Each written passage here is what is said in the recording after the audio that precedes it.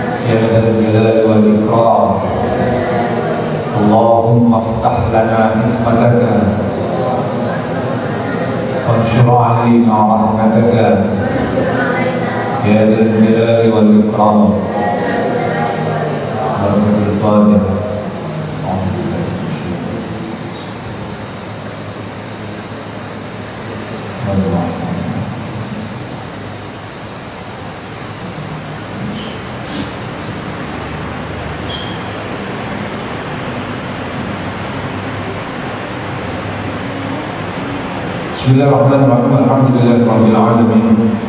Allahumma shalli ala sayyidina Muhammadin abdika wa nabiyyika wa rasulika nabiyil ummi wa ala alihi wa sahbihi wasallam taslima. Qad da'awna bidzalika fi kulli waqtin wa hin. Bapak Ibu jamaah Masjid At-Thariq rahmatullah insyaallah rahmat kepada Allah Subhanahu wa taala. Alhamdulillah pada malam hari ini kita kembali diberkakan oleh Allah Subhanahu wa taala untuk bisa menjalankan salah satu syariatnya sholat maghrib, dan alhamdulillah kita bisa menjalankannya secara berjamaah, lalu kemudian dilanjutkan dengan taklim yang insyaallah kita berharap mendapatkan keberkahan dari Allah Subhanahu wa taala. Salawat dan salam semoga tetap mengaturkan kehadiran junjungan kita Nabi Muhammad sallallahu alaihi wasallam. Mari kita lanjutkan pembacaan kita atas kitab Nihayatul Zaid yang saya sendiri sebenarnya sudah lupa atasnya di mana. Saya khawatir jadinya pengajian bulan ini. Sampai kamu nabi-nabi itu ya, sebelum maulid kemarin kalau tidak salah. Ya, kita coba lagi. Bismillahirrahmanirrahim.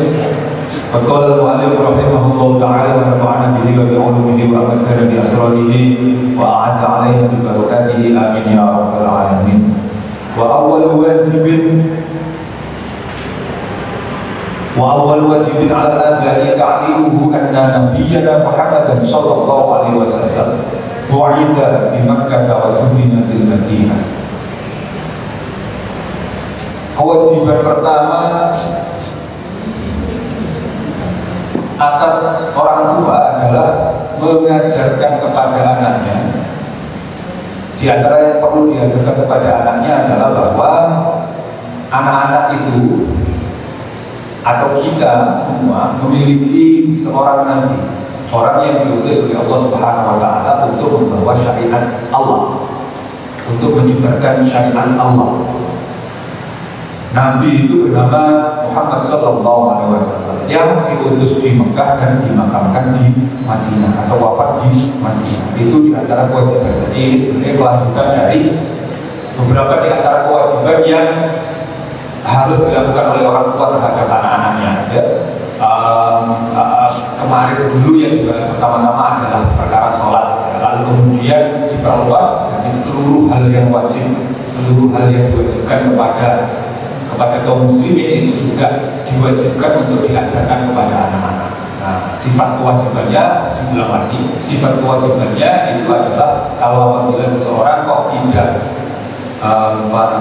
sempat atau tidak sampai mengajari anaknya yang sudah pada batas harus diajari melakukan itu, maka orang tua tersebut dikenai dosa.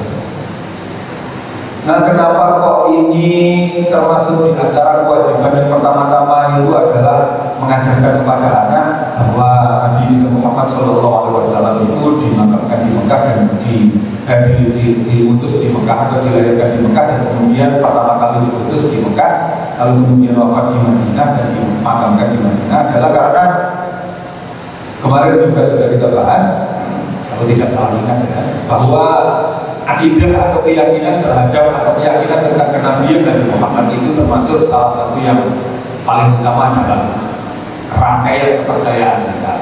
Dan kalau beberapa kita disebutkan bahwa justru inti dari keyakinan keagamaan itu adalah di lafaz syahadatul anna Muhammadan Rasulullah.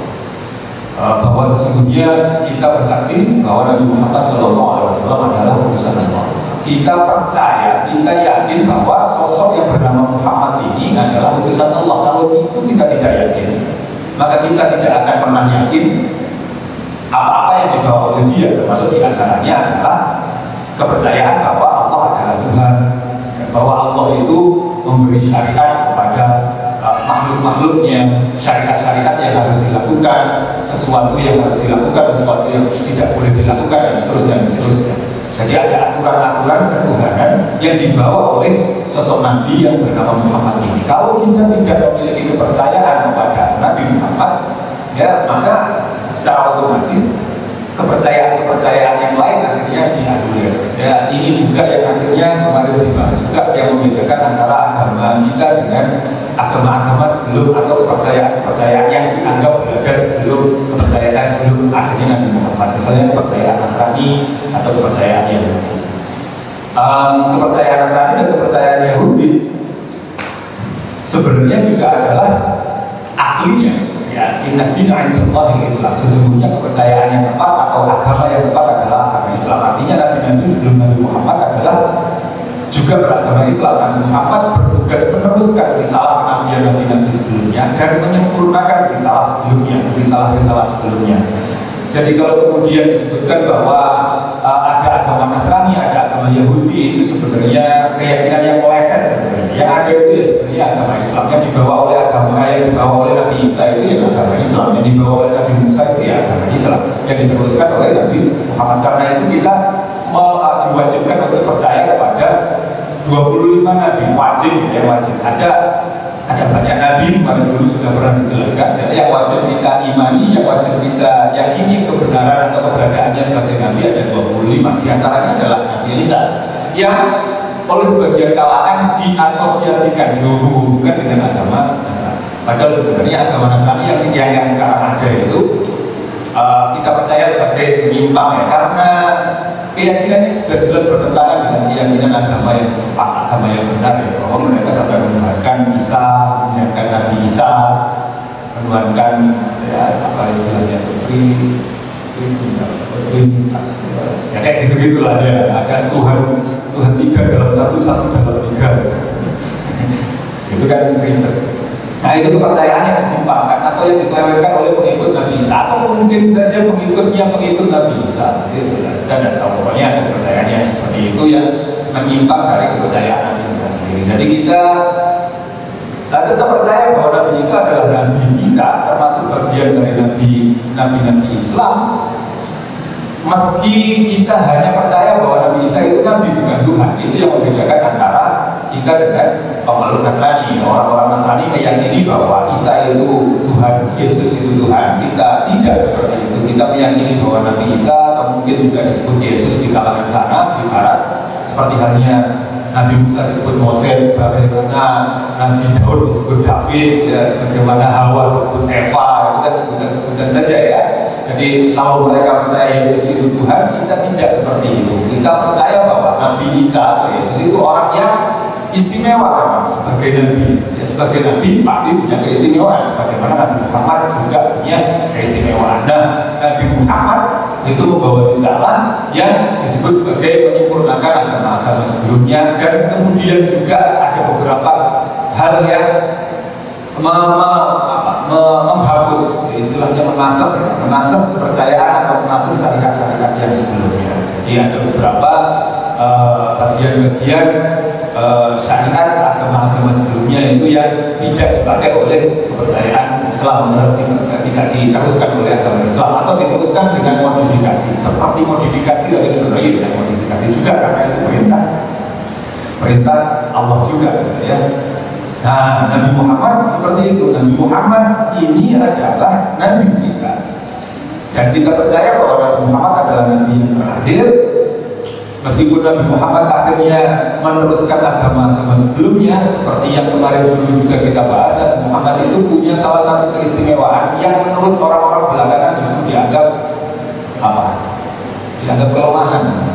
Nabi Muhammad itu disebut sebagai ummi, tapi buat kalangan tradisional, buat kiai-kiai tradisional, keummian Nabi Muhammad itu sebenarnya menyebut Nabi Muhammad ummi itu bukan ngatain Nabi Muhammad. Ummi itu kan tidak bisa membaca dan tidak bisa menulis, bahasa yang paling terjemahan yang paling enak.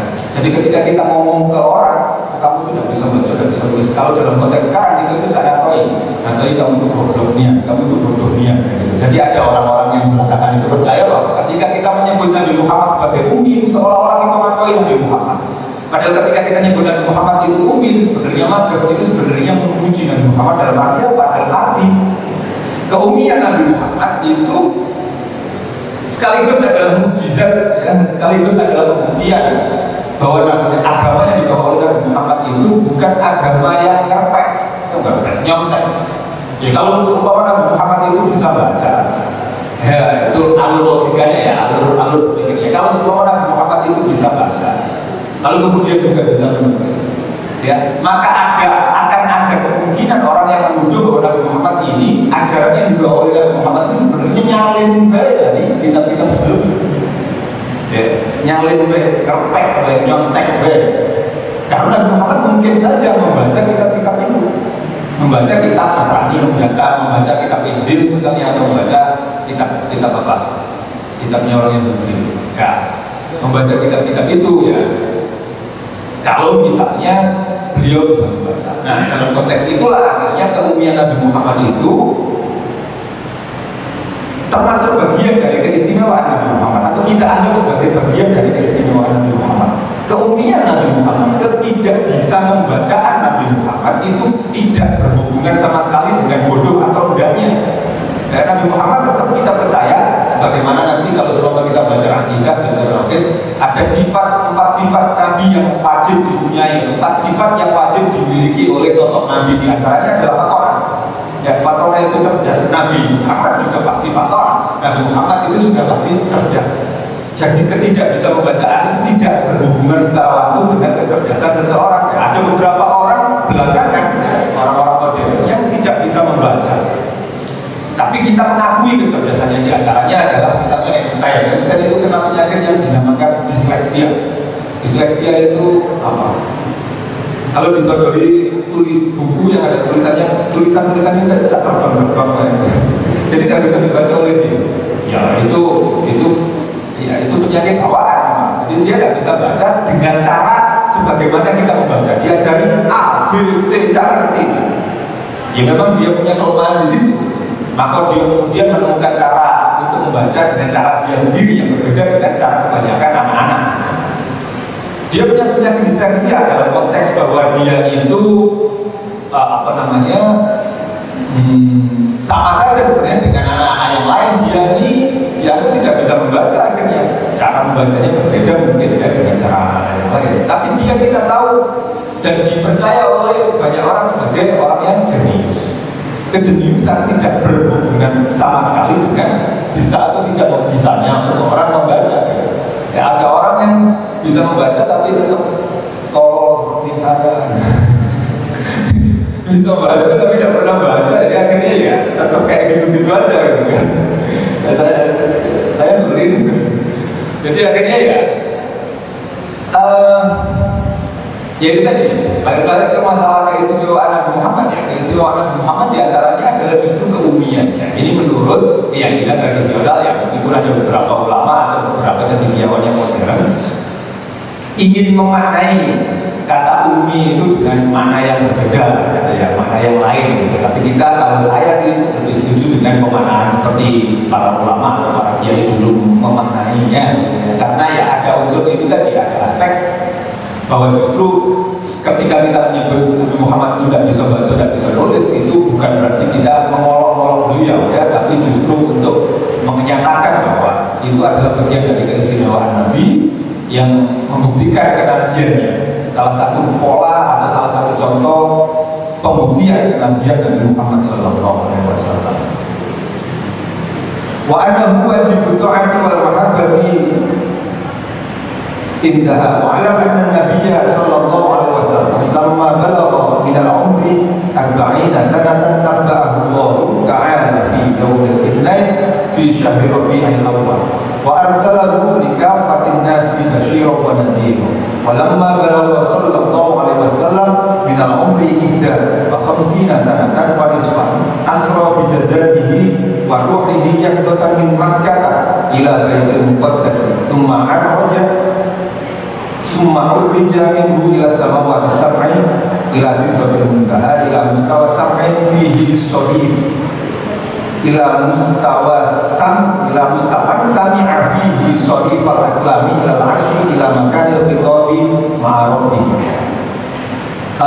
Berikutnya adalah penjelasan bahwa kita mesti mengajarkan kepada anak kita bahwa Nabi Muhammad SAW ini kemarin dulu pas waktu maulid sering dibaca ya, dibaca di maulid bahwa Nabi kita Muhammad itu selain diutus di Mekah dan wafat di Madinah, Nabi Muhammad itu balawa minal umri 40 sanatan tabba'ahu Allah. Ketika umur 40 tahun diangkat sebagai rasul, lalu kemudian ketika usia lama balawa minal umri 50 sanatan wa nisfan 51 setengah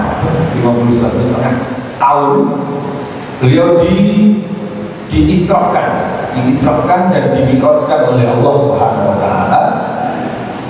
Diisrakan dari Makkah ila Baitul Muqaddas, dari Mekah menuju Baitul Muqaddas ya, lalu kemudian dimi'rajkan menuju Sidratul Muntaha sampai Nabi itu bisa mendengar Sharifal Aqlam, geritnya pena yang ditulis untuk yang dipakai untuk menuliskan takdir gitu. Jadi pena itu bayangannya jadi ada pena yang dipakai untuk menulis takdir, menulis takdirnya manusia di Sidratul Muntaha ya. Peristiwa ini kita peringati sebagai Isra Mi'raj biasanya. Kalau kelahiran Nabi kita peringati dalam bulan-bulan kemarin ya, apa Maulud, ada yang nyebut Maulid, ada yang nyebut Mulut. Mulut kalau dia nama dulu jangan nyebut Mulut. Mulut itu Mulut. Mulut Maulud itu maksudnya punya mulut atau mulut ya. Wafurita fi dzalika al-waqti alaihi sallallahu alaihi wasallam wa ala ummatihi khamsa shalawat. Pada peristiwa Isra Mi'raj inilah Nabi Muhammad sallallahu alaihi wasallam diperintahkan untuk menjalankan sholat 5 waktu. Ya, ini ada cerita-ceritanya, ya, ceritanya panjang ya sebenarnya. Prosesinya itu prosesi Nabi Muhammad diperintahkan untuk melakukan sholat. Proses Nabi Muhammad naik ke langitnya itu ketika Isra Mi'raj biasanya diulang-ulang lagi tuh cerita-ceritanya. Walau kana lahu sallallahu alaihi wasallam min umri salatun wa khamsuna sanah. Amarahullahu ta'ala bi-hijrati min Makkah ila Madinah. Pada usia yang ke-53 tahun, Nabi Muhammad diperintahkan oleh Allah Subhanahu wa taala untuk melakukan hijrah menuju Makkah, dari Makkah menuju Madinah. Nah, peristiwa hijrah ini kita juga peringati ya. Kadang-kadang dikaitkan dengan tahun baru hijrah. Wa kharaja min Makkah yawmal khamis ila Rabi'il Awwal wa ikhtafa bi Wadi Tsur, thumma kharaja minhu lailatal Itsnain. Nabi Muhammad keluar dari kota Makkah pada hari Kamis tanggal 1 bulan Rabiul Awwal. Lalu kemudian ya, kalau peringatan 1 Muharram biasanya kan ada cerita-cerita tentang hijrahnya Nabi Muhammad itu ya. Nah, ini juga disebutkan di sini. Nabi Muhammad hijrah itu pada hari Kamis, keluar dari Makkahnya hari Kamis tanggal 1 Rabiul Awwal. Lalu kemudian diceritakan biasanya kan juga diceritakan bahwa Nabi Muhammad bersembunyi di Gua Tur. Ya, tsumma kharaja minhu lailatal Itsnain. Jadi Nabi Muhammad keluar dari Makkah pada hari Kamis bulan Rabiul Awwal di usia beliau yang ke-53.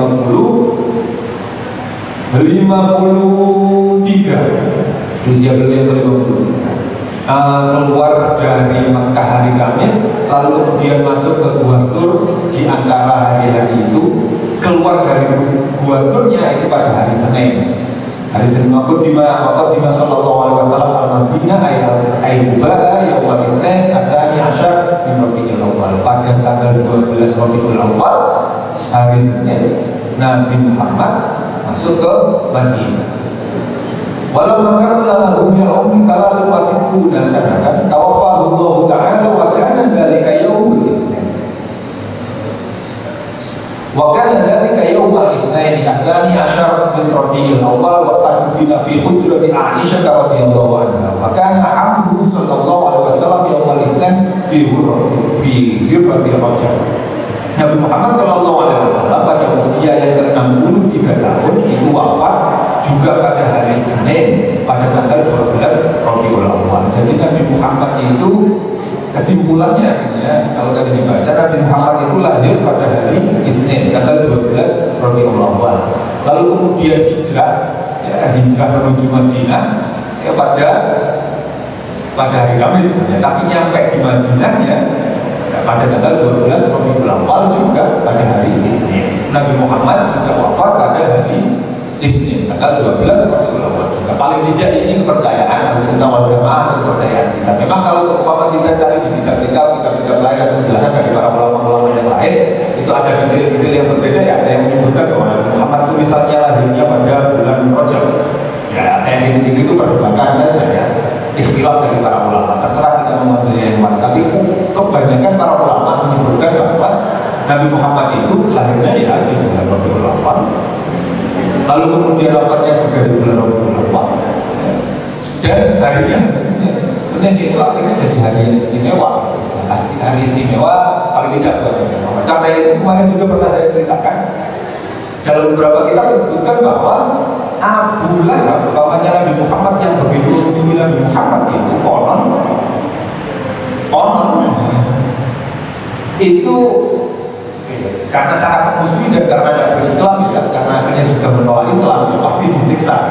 pasti disiksa oleh Allah. Tapi konon kaget, siksanya Abu Lahab itu dihentikan setiap hari Senin, ya setiap hari Senin. Jadi sepanjang hari, sepanjang malam, dalam satu minggu 24 jam ya. Dalam satu hari 24 jam, satu minggu 7 hari, kecuali hari Senin, Abu Lahab itu disiksa oleh Allah Subhanahu wa Ta'ala. Hari Senin dia pray, libur, jangan kopi. Jadi bisa santai-santai hari Senin. Hari Senin kenapa? Orang karena pada hari Senin, yang mana pada hari Senin ini Nabi Muhammad SAW, Nabi kita lahir, ya, Abu Lahab ini merasa bahagia dengan kelahiran pacar dong, keponakan. Jadi saudaranya, dia punya saudaranya punya anak, lalu kemudian sebagai paman dia merasa bahagia dengan kelahiran anak ini, ya, itu wajar. Tapi justru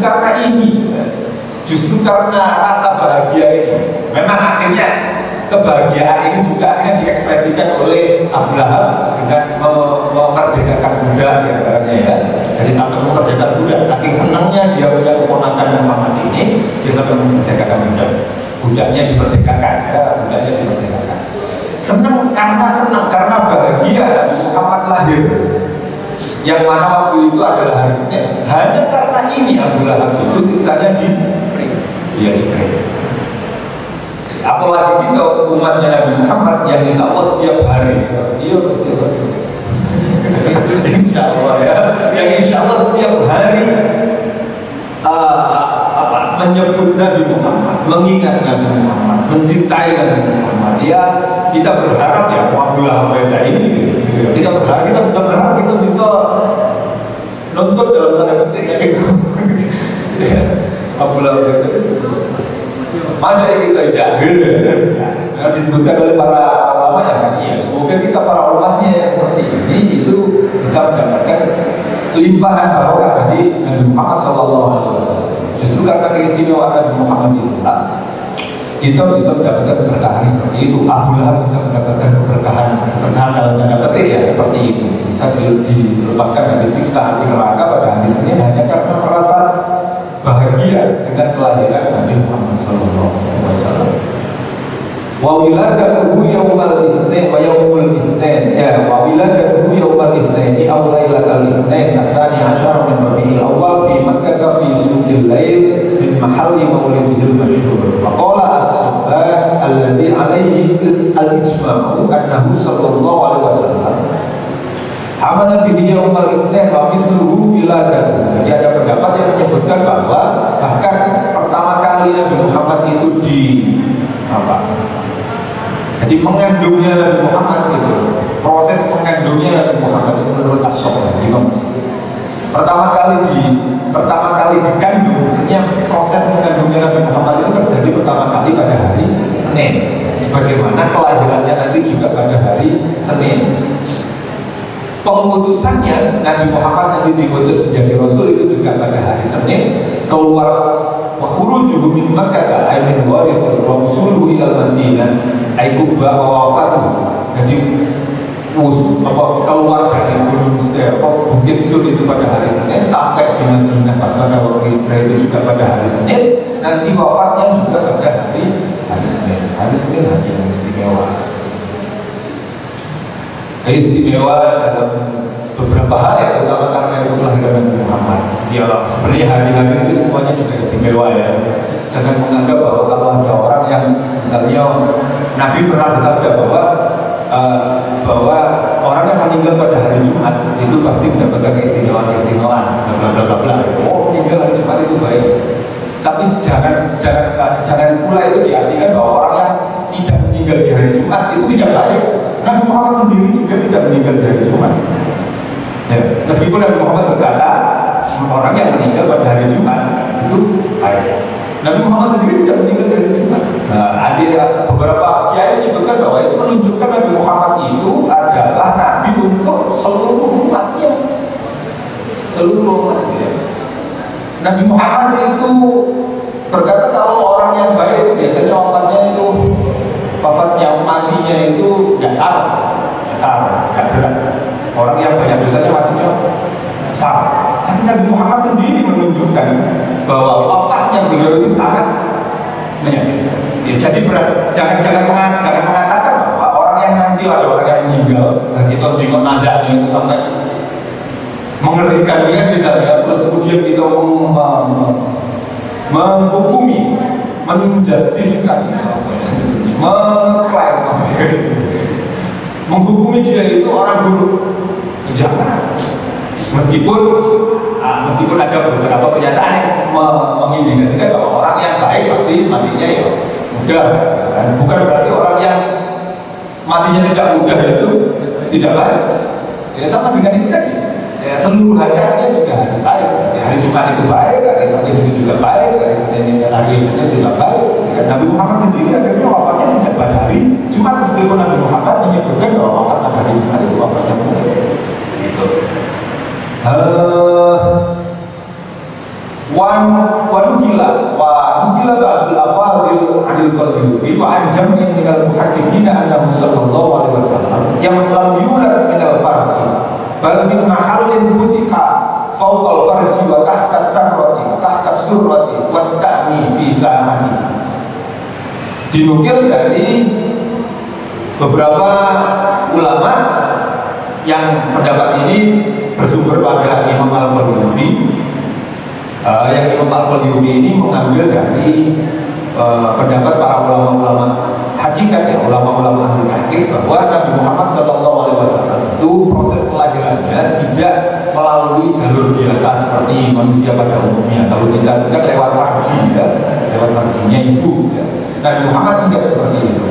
Jadi ada yang mengatakan kasarannya nih manusia itu wong buruk ya, karena lahirnya baik dilahirkan lewat lubang kencing gitu ya. Nabi Muhammad atau nabi-nabi yang lain disebutkan oleh para ulama disebutkan dalam misalnya ini waktu kira Abdul Qadir ayat katahu itu sallallahu alaihi wasallam fi dzalika jami'ul anbiya'i wal mursalin, bahwa seluruh nabi kalau menurut Qutbiyah, kalau yang tadi itu menurut Imam Al-Qadiyubi itu tidak dilahirkan melalui jalur yang biasa, melalui jalur farji, melalui lubang kencing. Mohon maaf ya kalau bahasanya tidak kasar. Tapi Nabi Muhammad dan nabi-nabi yang lain itu dilahirkan atau melalui jalur di antara surah wa farji. Jadi di perut. Kalau bahasa sekarangnya mungkin sesar. Nah, jadi tidak lewat jalur itu. Jadi Nabi Muhammad, nabi-nabi itu tidak lewat jalur. Jadi berbahagialah yang lahir sesar. Jadi dia melewati jalurnya tidak. Jadi nabi-nabi itu lahirnya seperti itu, lahirnya itu tidak melalui jalur lubang kencing, ya, tidak melalui, tapi melalui jalur yang diantara surah dan farji. Bedanya antara nabi dengan nabi-nabi yang lain, seluruh nabi itu orang seperti itu. Menurut pendapat ulama ahli tahqiq, ya. Bedanya antara Nabi Muhammad dengan nabi-nabi yang lain adalah bahwa kalau Nabi Muhammad itu, kalau nabi-nabi yang lain itu pas lahirnya itu di tengah-tengah, kalau Nabi Muhammad agak berdiri sedikit. Seperti disebutkan dalam kitab ini, Fakullun minal anbiya'i wa nabiyina mauluduna min fawqil farji wa tahtas surati. Seluruh nabi, ya, seluruh nabi itu dilahirkan, kecuali nabi kita itu dilahirkan melalui jalur di bawah pusat dan di atas farji. Ya, kecuali nabi kita, wa amma nabiyuna fa mauludun minal khasirati al-yusra tahtal dulu'i thumma ka'ni liwaqtihi usiyatan. Kalau Nabi kita Nabi Muhammad itu agak ke kiri sedikit di bawah rusuk sebelah kiri. Khusus siakan untuk menunjukkan keistimewaan dari Nabi kita Nabi Muhammad SAW. Itu untuk menunjukkan keistimewaan saja, keistimewaan Nabi kita Muhammad SAW. Jadi beliau itu manusia tapi bukan manusia biasa.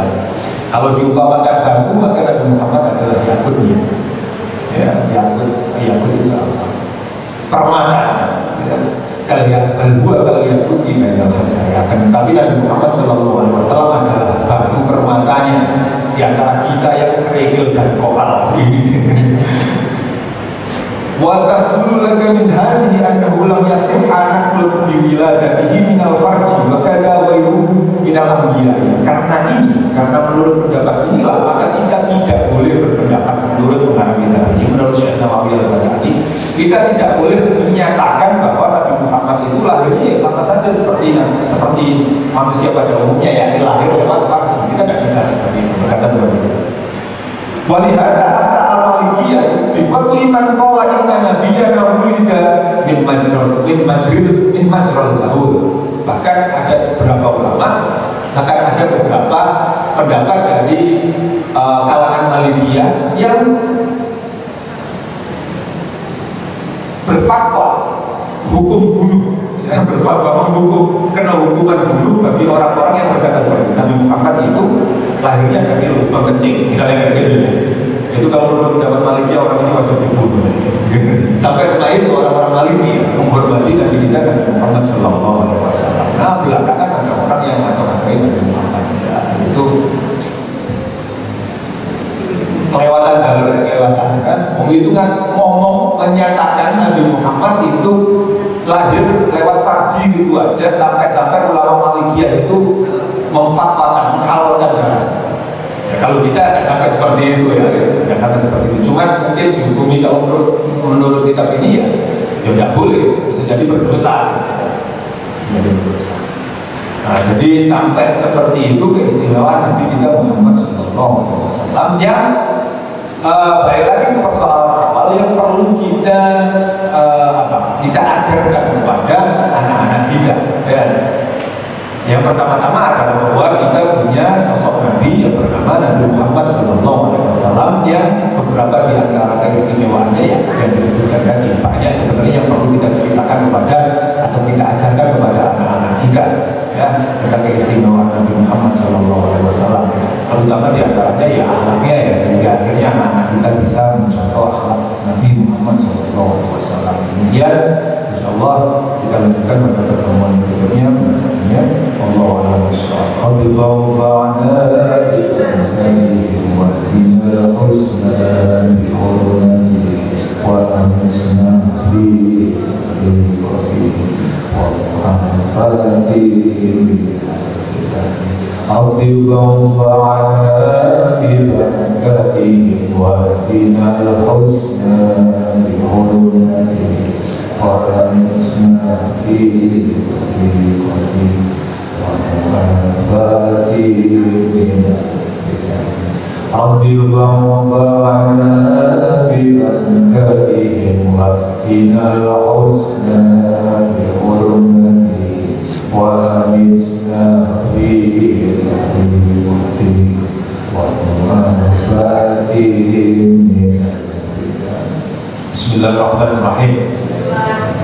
Allahumma inni astaudi'uka ma'allamtanihi farduhu ilayya inda hajati ilayhi wa la tunsinihi ya rabbal alamin. Allahumma inni astaudi'uka ma'allamtanihi farduhu ilayya inda hajati ilayhi wa la tunsinihi ya rabbal alamin. Allahumma inni astaudi'uka ma 'allamtanihi fardudhu ilayya 'inda hajati ilayhi wa la tunsinihi ya rabbal alamin. Assalamualaikum warahmatullahi wabarakatuh.